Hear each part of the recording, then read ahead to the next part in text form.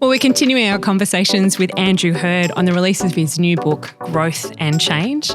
We've been considering the challenge and the urgency to make disciples and for growth in the church, both numerical and spiritual.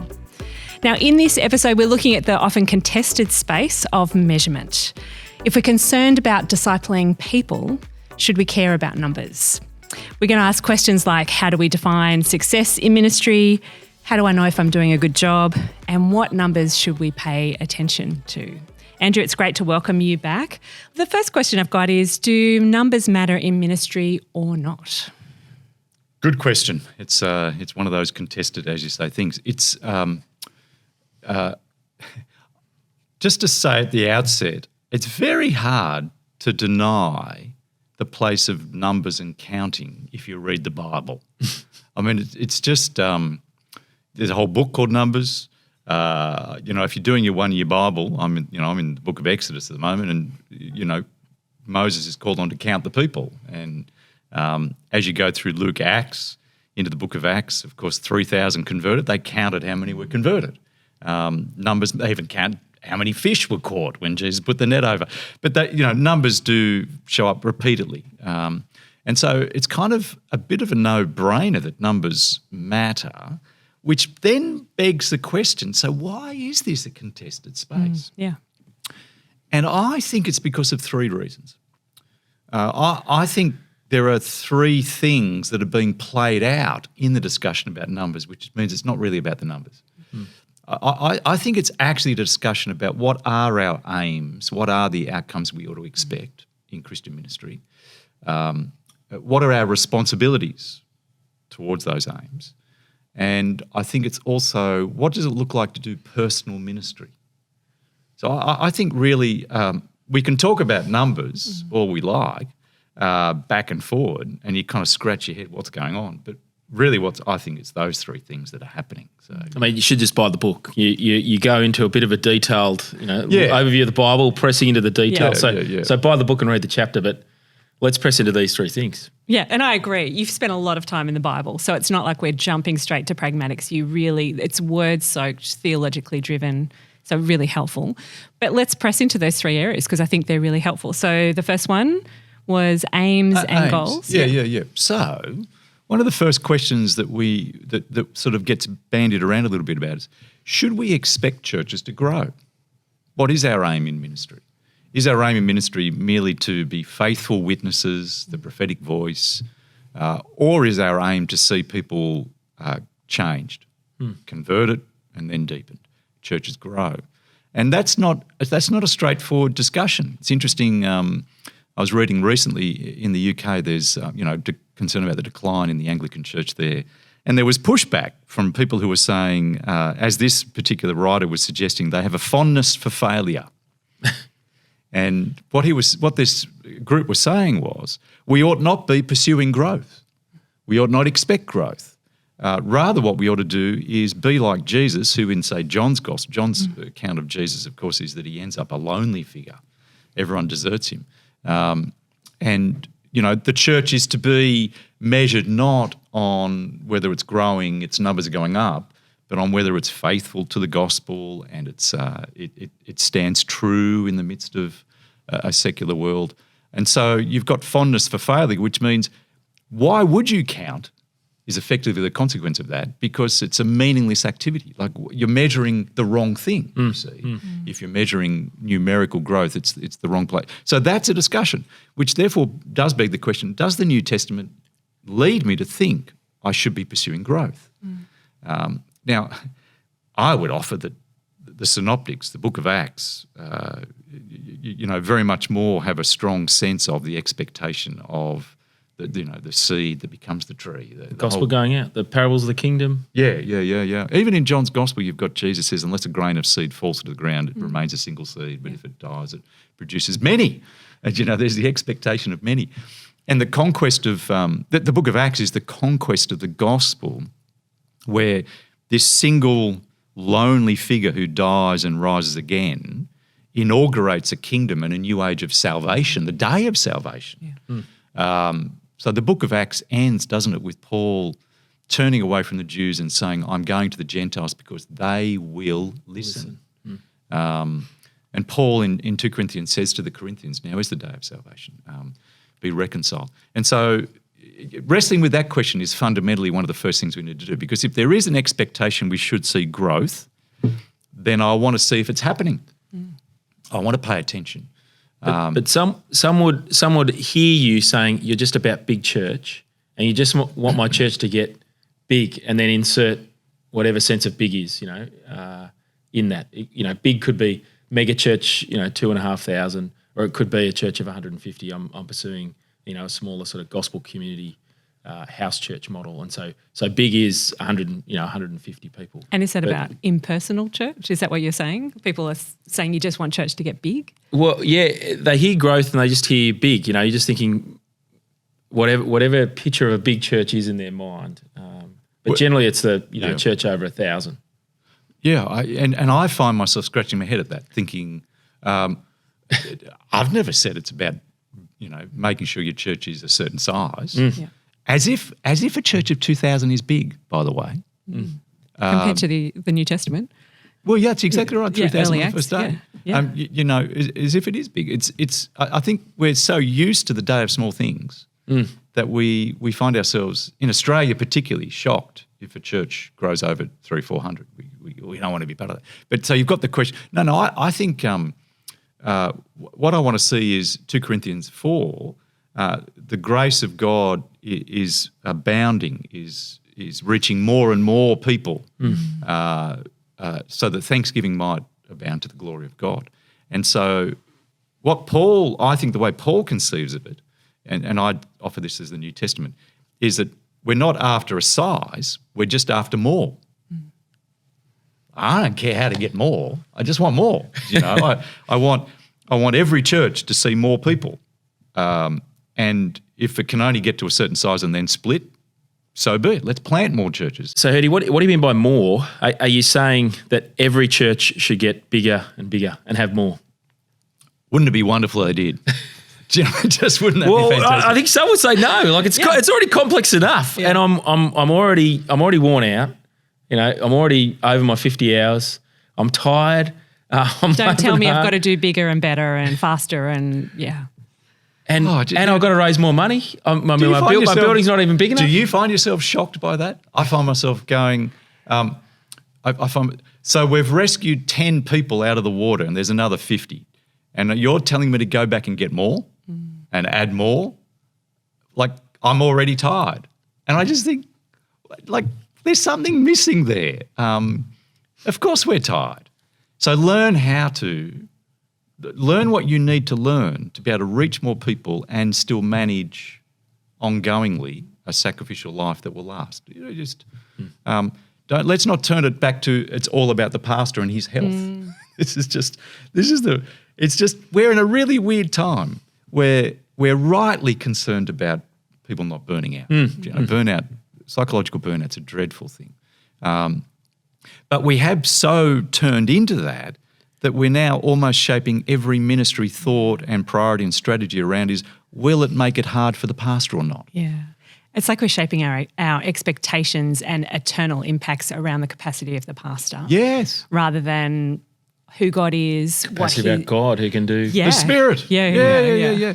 And we're doing that in a context where we're imagining the only way to do ministry is the way we've been doing it for the last many decades, which has often been clergy-centric. It's that old village idea of the pastor.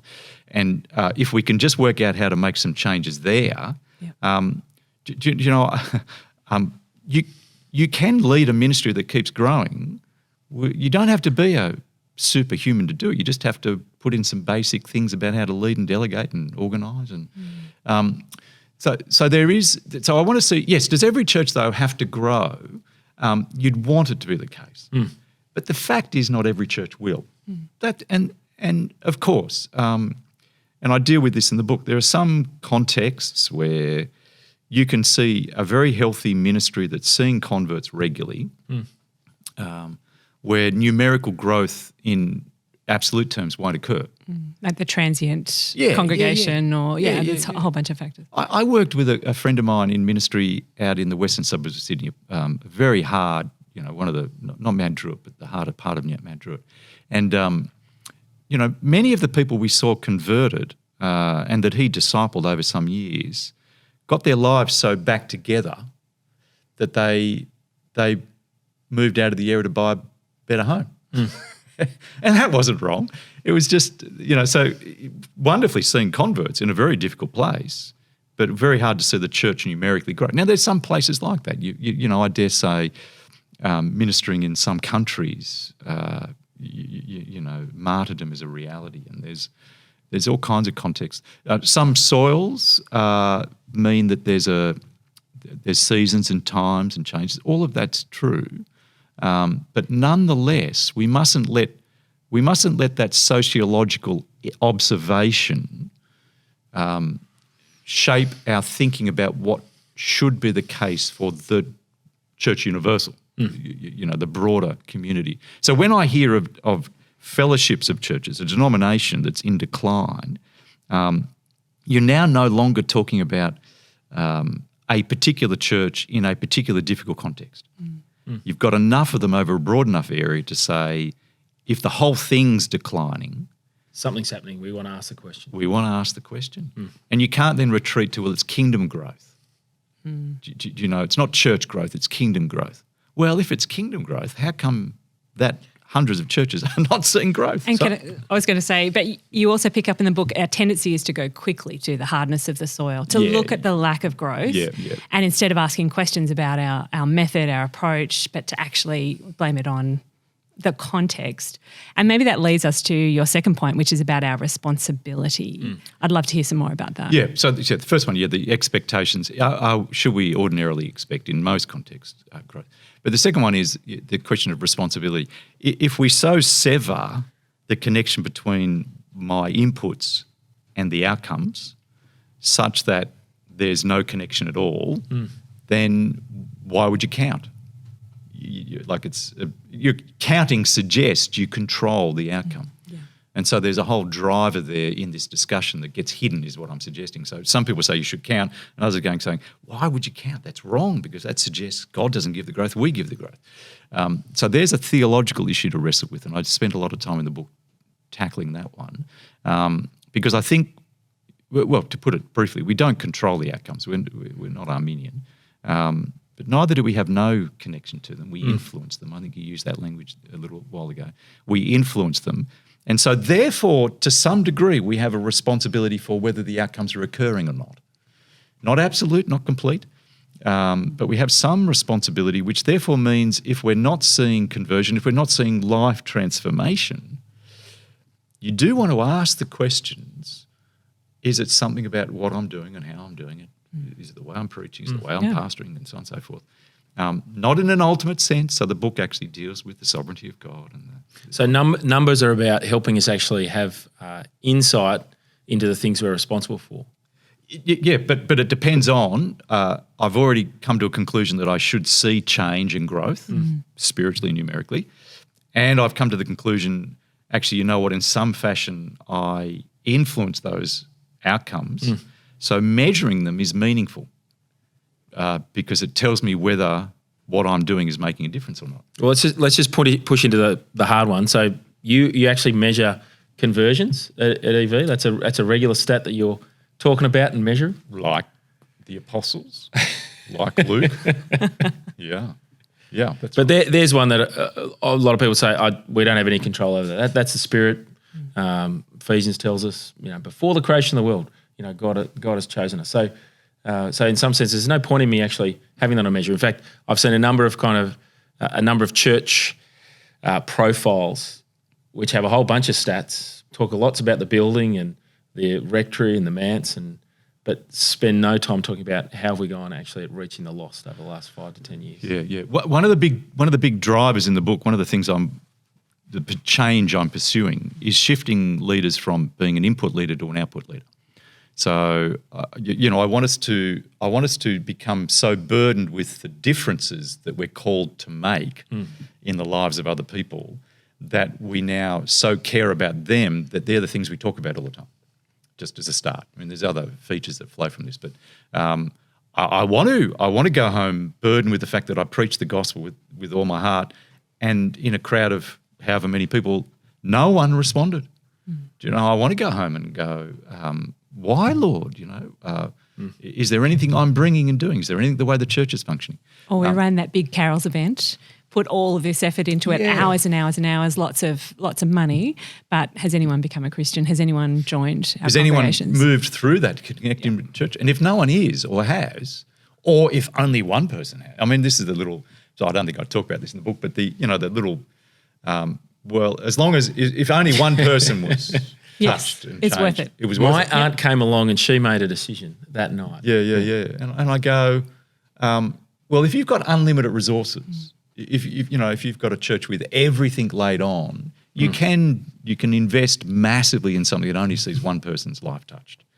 But wouldn't it be better to find out the things that might touch a dozen more, and maybe to invest in those areas instead? So it's thinking a little bit more about that. Can I ask, when you bring up numbers and measurement, I think people are imagining an impersonal CEO type with a dashboard of figures and just turning people into numbers, spreadsheets, and losing that love and concern for the lost. Is that what happens? So there's the third thing I'd say. So is measuring, is counting inherently impersonal? So I think many people feel that's the case, but I would offer that's crazy. Your parents, how many kids have you got? 4. 2. You just count them. I did. Just use numbers. I had to think about no. Make sure that we don't leave them behind. Don't ask me to give you their names. But I'm a grandparent now, right? And the grandparent game is this: how many have you got? Yeah. And can you remember their birthdays? No, that's not the game. That's not the game I play. But how many have you got? And it's interesting to me. Every grandparent, who has any heart for their grandchildren will tell you off the top of their head. Now, I often can't work out if it's 9 or 10, and grandparents look at me odd and go, "You don't know." And what they're saying is, if you loved your kids and their kids, you'd know off straight away. Yeah. A school teacher takes a class down to the beach, to learn life saving or something like this. I want my teacher who takes my kids to the beach in a class of 30 to count the kids when they arrive and count the kids when they leave. We dived on the reef, the Great Barrier Reef, Kathy and I, in a small boat. There weren't many of us. But they counted us 3 times before we got in the water, 3 times when we got out of the water. Now, why did they do that? Because they're impersonal CEOs? No, because they care desperately about each individual and they want to know, Now, there is a way to do numbers that is impersonal, of course. But this is the thing. I think what happens is people who aren't convinced that growth is what we should pursue, who aren't sure that there's a connection between my inputs and the outcomes, I think they will find the stories of the impersonal CEO pastoral ministry to validate their dismissal of numbers. I think that's a bit, there'll be people you can find who are like that. It's a good justification for holding for not worrying about it. But numbers used with the right heart, the right motivation, spoken in the right way, are a fundamentally important piece, not just numbers actually, but measure. I think you used, Joe, measurement. I think you were alluding to this already. Measuring in some fashion, it demonstrates that I actually care about change that's happening. And I want to make sure I am producing change. So I'm going to see what's happening. Now, in a church, in a small country church, when we were small, I pastored a church of 20 people. This used to be 30 people, 40. So in those early days, I didn't need to count so much because I knew everybody. I knew everybody by name, what I did do is I assessed where everyone was at. I checked out what was going on for each person, and I could tell you what was happening and what changes were occurring. Now, as church gets bigger, it becomes harder and harder, of course, just to do that in the head of the pastor. And so you need to find other ways to find out what's happening. One of the questions is what should you be measuring? So we've talked about measuring conversions, or at least paying attention to that. Are there other areas that we should be measuring, either in terms of inputs or outputs? Yeah. The person's asking, what are the numbers? Give me the numbers. the list. I want the 2 or 3. And Yeah. Well, two things. As I think most of us are aware, you measure things not just numerically. So, the classic insight of others is that there's 2 ways to measure, numerically and anecdotally. And so some change that I want to see happen is not reducible to a number. And so I need to be alert to that. But I want to measure and I want to find some sense of what's happening. Which things? Well, the principle is this. You find a measure for that thing you care most about, which will help you pay attention to working at it to produce that outcome. What do you measure? Those things that I care most about that will help me do my job better to produce that change. That's what I measure. So if I care a lot about conversions, I want to know how many people are being converted. So I can see, year on year. So the thing we want, there's much more to be said about this, of course, but year on year what we do is if everything's the same in our ministry, we would expect to see a similar number of people converted next year. And if there's a lot less, we're going, oh, something changed. So we stick our heads in. Or if there's a lot more, we go, has something changed? And so that helps us just keep a track on what we're doing. So conversions, of course, you care about. But we care very much about people's transformation to the image of Christ, maturity. And so we have found ways to give a sense of what's happening for people that give us an indication of whether people's lives are being changed. Now, a very simple one there is attendance and regularity. So we pay attention to whether someone is attending church and how regular they are. Now, when church was small, 30, 40 people, and for the pastor of a country town kind of context, you will know that.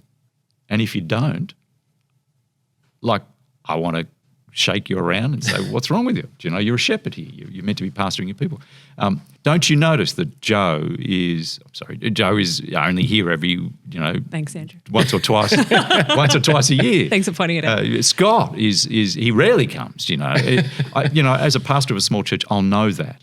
Yep. And so I'll particularly be concerned, what can I do to help change that?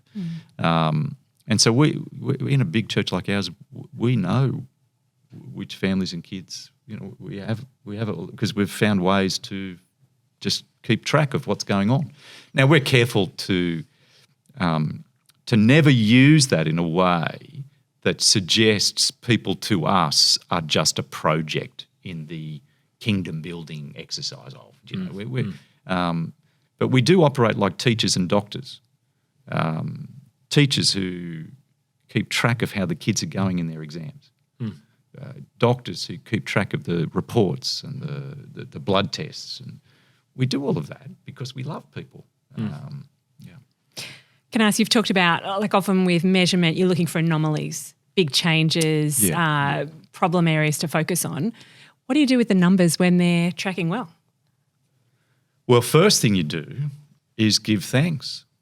So we're in a wonderful season at the moment, and it's a joy to see God's hand at work in so many lives. So we are full of thanksgiving. And at the same time, I think I say this often to people, it's such a joy to see God at work amongst us like this. We're in a season that's so wonderful. But you know what? If we go through a dry patch, we'll still keep doing it. We'll still keep pressing on, still rejoicing. So, we do all of that. But you give thanks if numbers are going well. Yeah. But one of the little things that we operate with here is the idea that our aim is to see more mature disciples in ever-increasing number. So we're not just content to see, as church gets bigger, we expect to see an increase in the numbers of people who are converted, not just the same raw number, because you've got more people. If we had 10 churches of 100, you'd expect more converts than one church of 100 and so on and so forth. So I'm always looking outside to say, this is great, rejoice, give thanks, but could we see more? Could we see more? So there's a carefulness in how you speak about numbers. You haven't given us a percentage or a range in that. You've given us a principle, measure the things that actually matter that you want to ask questions about. I can hear people saying, "No, can you give me the five key ones?" Give me the handful. I've heard sure. you want to see growth in attendance. You want to see regularity of people. Yeah, there's some very obvious ones that give you a broad, gross measure of things. But the care needs to be also added, though. Again, they're blunt instruments. Yep. And so, of course, they're blunt instruments. Of course, no one thinks it's just about you're a success if you've got, your numbers are going up in attendance. Because every time, we see numbers go up, say, and I go, yes, but it's what's happening is that are we seeing in the midst of that core people drifting, but just a lot more people buffering that, and we don't notice that. Yeah, we've got a greater fringe. Yeah, you're always looking underneath it. Yeah, and at the heart of that number as well is you actually want to see conversion growth. That's the That's is it just people moving from another part of the country into our region? Now, can I just have a quick shot on this one?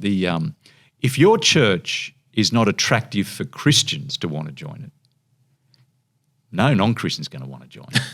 So if you're not seeing transfer growth of some kind where people move into the area and they want to come to your church, good luck for the non-Christian. Yeah, all the best. Better than good luck, but all the best for those who aren't converted. So there's something that necessarily will happen because of the churn. Every suburb in the country has churn of some dimension.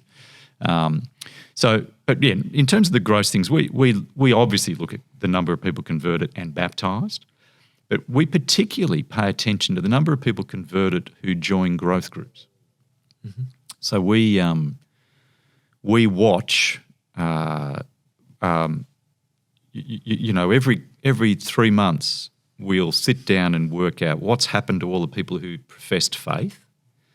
Have they joined a growth group? Have they settled into some kind of fellowship context with us? Because that's...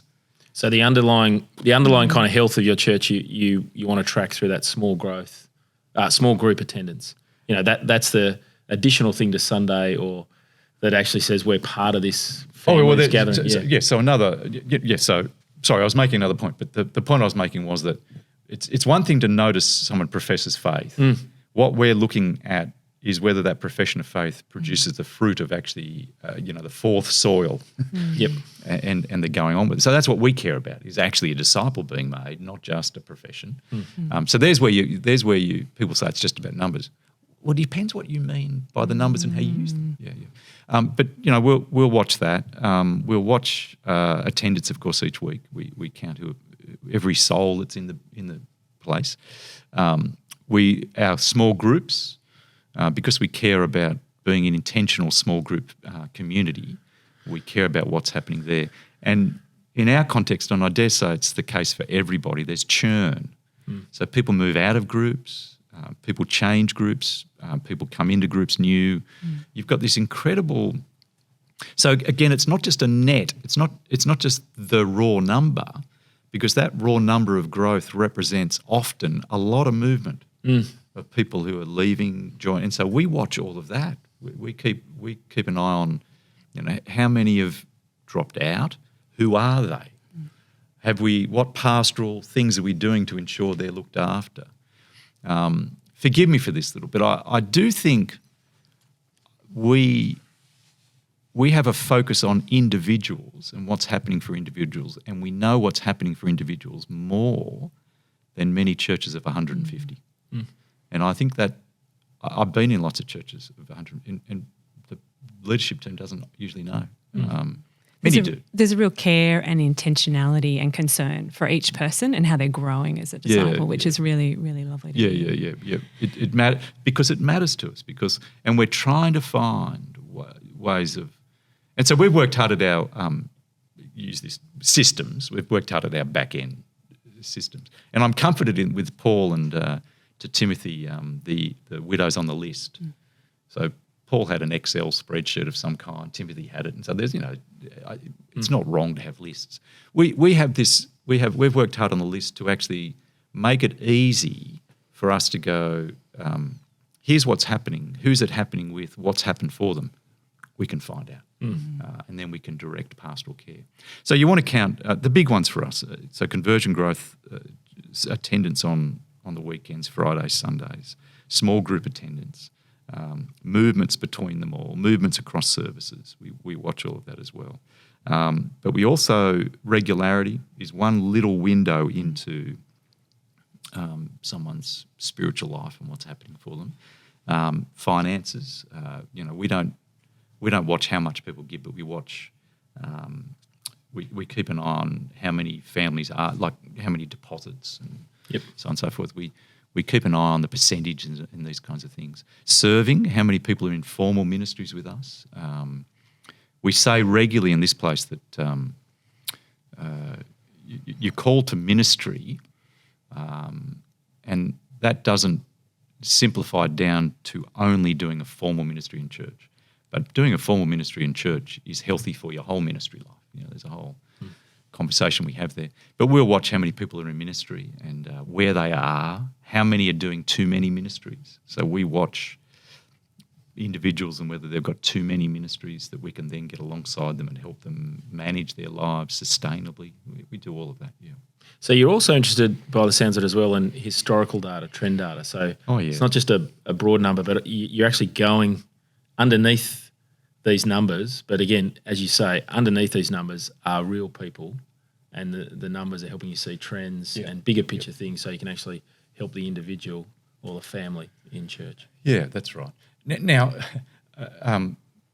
we didn't, when we were 100, we didn't have all this in place, you know. Yep. So the point I'm making, though, is that when we were 100, I did a lot of it in my head. But I did keep lists. I kept membership lists. And interestingly, I wrote them all out all the time because I found the exercise of writing the names of everybody regularly to see where they're all at, helped me see what was going on, but just reinforced the personal nature of what was happening as well.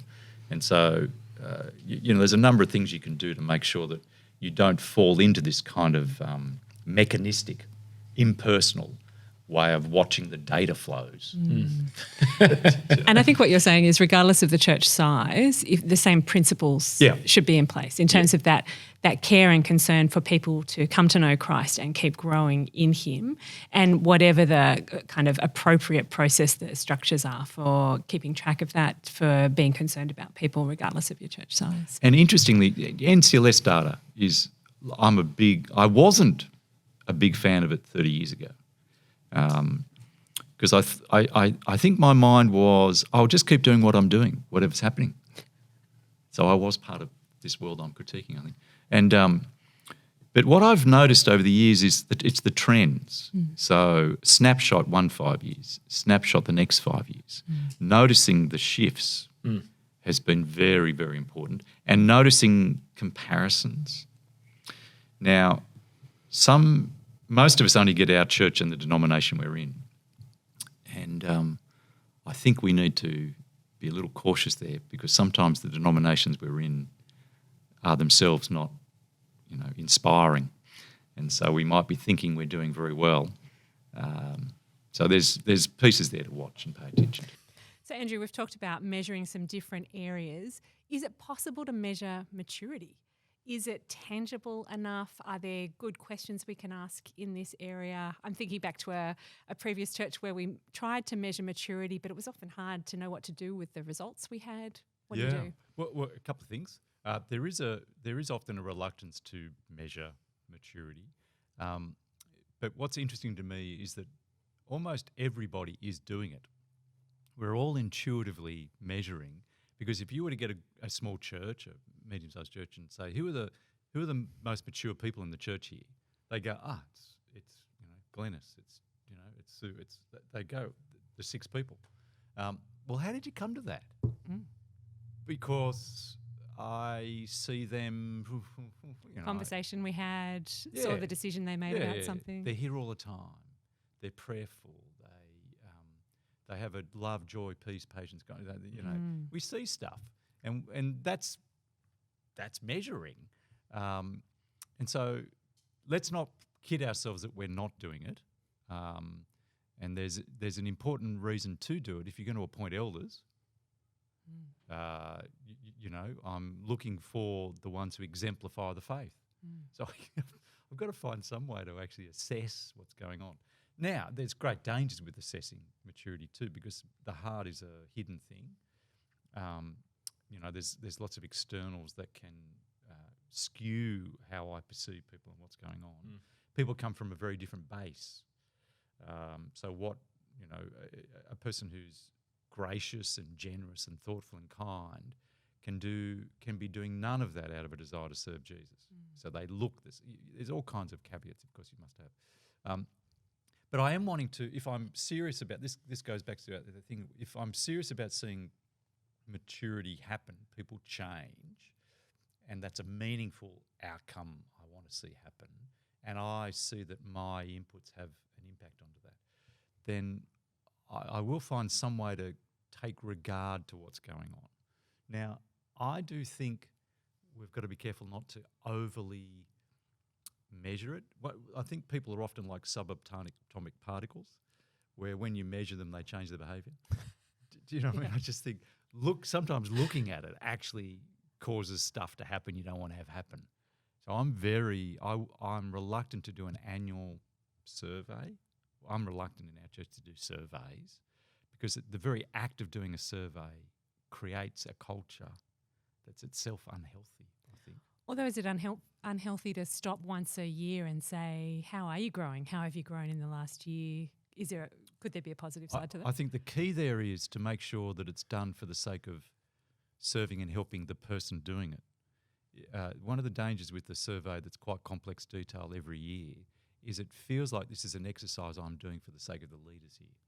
And that then corrupts the ministry. Whereas the leaders are here to serve you and grow us together as a community of people. And the measuring too frequently does something strange to our world. So I think the NCLS 5-year thing, and that NCLS does it, is itself actually helpful. So having it as an external, not coming from the staff team. Yeah. So it's interesting. Yeah. I always find our annual survey quite helpful because the questions often remind me. You do an annual survey, don't you? Well, we've done it. We do it. It's meant to be annual. It's done every kind of couple of years, but I actually find it helpful in reminding me of the things that I ought to be important in some ways. Right. So right. the question of how often are you reading the Bible with your kids, or doing a family devotion, or tell me the problem in a question like that being asked of a dad at church. That's right. Yeah. So it sounds like it's being done in a way that's actually helping you be discipled. That's right. Yeah, and that's what you want. So one of the things I'm very keen for in church life is that everything we do is serving the purpose of loving the congregation and the community around us to see them grow to know Jesus and deepen in Him. And so if we do a survey, it's to that end. Yeah. And I want to make sure it's genuinely being done to that end. And the way we communicate it makes sure that people know that's what it's about. And then we do use it for that. So I just want to make everything is clearly pursuing that. And so I'm just cautious about doing too much detail too often. I do want to have some broad measures, we do it through our growth group structure. So we have we work with our growth group leaders on how is everyone going in your group, and we'll get some feedback from that into my pastoral role to do it right across the church. So we do it in a more kind of through the anecdotes of the leaders of groups and what's happening there. Is the ability to analyse and understand what's coming at the data, is that something that you've been naturally good at? You've had team members around you? Because often, someone can look at the data and see something, another person can look at it and see something else, and a whole bunch of people can look at it and not see anything. Yeah. How do you grow at actually the competency of understanding and using data? Look, I've got more to grow in this. I'm not. I think I can see things and I notice stuff, but it's a complex. It's a complex thing, understanding humans and how we work and what's going on in a heart, and paying attention to that is a lifetime exercise as a pastor. And so one of the things as pastoral leaders we should be doing is each year upon year getting better at understanding and diagnosing what's going on for people, how people function, what makes them tick. What are the indicators that help us see things? That's just what we should do. So I think it's a lifetime exercise. What to do with a complex set of numbers? That's why I think it's a problem. It can be so complex. You can't do anything with it. Yeah. Wow. That's why I just need a few things, and then the anecdotal pastoral work that happens through there. Andrew, this has been really, really helpful. Can I finish off with one question, which is often there's a debate around how we understand effectiveness in ministry itself, and conversations around, is it around fruitfulness? Is it around faithfulness? Is it around success? Can you share into that area? Yeah. The really helpful book written by, I think it was Kent Hughes, called Escaping the Success Syndrome. Yeah. And I love it and don't like it. Love it because there's such a helpful, healthy emphasis on being faithful, no matter the circumstances. Really very good. But it comes out of an American scene where I think there are more examples of the CEO, me program, project, my church is bigger than your church, identity and so on. We don't have much of that here. Because we're more buffalo grass here. We don't have that much here, and so there's a danger of using even the success language as problematic here, because success just means achieving what you set out to achieve. That's all it means. And if I set out to be faithful to the end, well done. That's success. So success itself is a neutral term. But I think in our context we've had a history of, dare I say it, British amateurism, where it's not winning that matters, it's how you play the game. That's so much part of our psyche and culture that it's bled over into Christian ministry, where it's not so much whether you're growing or convert, it's how you play the game. And there's a suspicion of those who pursue numerical success as they're the professionals. Do you remember Chariots of Fire, the movie where you've got the amateur and the professional, and there was a real antagonism between the two of them in the running? And I think that can happen in our British culture. And so I do think we need more, in our culture, we need more attention to, it does matter to see change happen, to pay attention to it, and work out ways to transform and change what we do to bring that about. So I just think we've got to be careful not to read off from the American scene, the challenges and problems in the American scene, and simply imagine they're our problems. America is a very different cultural context, but much of our writing in this area comes from them. And so my book is an attempt to offer something in our cultural context. Well, Andrew, it's been a really helpful conversation today. We're going to be continuing our conversation with Andrew around his new book. Our next episode to look out for is focused on the challenges and some of the pain that pastors face in ministry. Keep an eye out for that as we keep talking about growth and change.